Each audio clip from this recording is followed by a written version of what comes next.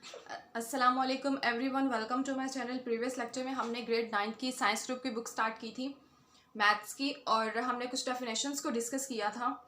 Like matrices को हमने define किया था और रोज एंड कॉलम्स को डिस्कस किया था।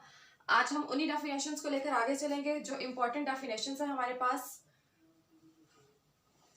ऑर्डर ऑफ अ मैट्रिक्स, एक मैट्रिक्स का ऑर्डर हम कैसे डिफाइन कर सकते हैं। अगर हमें एक मैट्रिक्स दे दिया जाए और कहा जाए कि उसका ऑर्डर बताएं, शॉर्ट क्वेश्चन में भी आ सकता है और एमसीक्यूज में भी पूछा जा सकता है कि एक मैट्रिक्स का ऑर्डर किस तरह से हम डिफाइन कर सकते हैं। मतलब एमसीक्यूज में एक हमें मैट्रिक्स गिवन हो और नीचे उसके हमें ऑप्शंस दिए जा सकते हैं कि इस मैट्रिक्स का जो ऑर्डर है वो क्या है। तो ऑर्डर जो है किसी भी मैट्रिक्स का हम कैसे फाइंड कर सकते हैं। The number of rows and columns in a matrix specifies its order। मतलब एक मैट्रिक्स में जो नंबर ऑफ रोज होती हैं, नंबर ऑफ रोज क्या होती हैं? रोज की तादाद, कि हमारे पास रोज कितनी है, 1 है, 2 है, 3 है, कितनी रोज है। एंड कॉलम्स, और उस मैट्रिक्स में कॉलम्स कितने हैं, 1 है, 2 है, 3 है, कितने कॉलम्स हैं। In a matrix specifies its order. जो रोज और कॉलम्स का कॉम्बिनेशन है वो हमें मैट्रिक्स का ऑर्डर बताता है। एग्जाम्पल है m इज इक्वल्स टू, मैंने एक मैट्रिक्स डिफाइन किया है 1 3 5 7। एग्जाम्पल के लिए हम कोई भी मैट्रिक्स पोज कर सकते हैं। इस मैट्रिक्स का हमने ऑर्डर डिफाइन करना है। ऑर्डर हम कैसे बताएंगे? फॉर एग्जाम्पल मैं रिप्रेजेंट करती हूँ m से रोज और n से मैं रिप्रेजेंट करती हूँ कॉलम्स।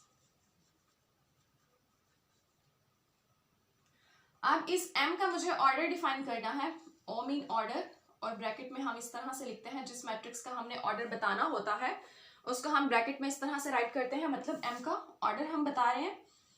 तो हम ऑर्डर किस तरह से बता सकते हैं? अभी मैं जनरल फॉर्म यहाँ पर राइट करती हूँ, मतलब आप इसे फॉर्मूला भी कह सकते हैं, m/n।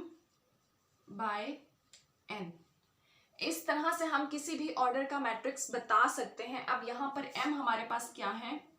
रोज, और n यहाँ पर क्या है हमारे पास? कॉलम्स। अब जो यहाँ पर मिस्टेक होती है, बहुत ही कॉमन सी मिस्टेक होती है, वो क्या होती है कि मैक्सिमम स्टूडेंट्स क्या करते हैं, n/m कर देते हैं, n और m को शिफ्ट कर देते हैं। अगर आपने इन दोनों को इंटरचेंज किया, n फर्स्ट पर राइट किया, m सेकंड पर राइट किया, तो ये बिल्कुल आपका कॉन्सेप्ट रॉन्ग हो जाएगा। रोज जो है हमारे पास फर्स्ट नंबर पर ही आनी है। जिस भी मैट्रिक्स का आपने ऑर्डर बताना है, फर्स्ट नंबर पर आपने रोज ही राइट करनी है और सेकंड नंबर पर आपने कॉलम्स ही राइट करने हैं। इनको हम इंटरचेंज नहीं कर सकते। ये तो था जनरल फॉर्मूला जो हमने यूज करना है। अब हम इस m का ऑर्डर बताते हैं। तो यहाँ पर हमारे पास ऑर्डर ऑफ m, इस मैट्रिक्स को देखते हुए क्या बनेगा? फर्स्ट तो हमें पता हो कि इसमें रोज कितनी है। हमने रोज को कैसे डिफाइन किया था कि जो हॉरिजेंटल होती हैं हमारे पास लेफ्ट टू राइट वो रोज होती हैं, मतलब इसमें 2 रोज हैं, R1 एंड R2। तो फर्स्ट नंबर पर हम क्या राइट करेंगे? m मतलब रोज 2।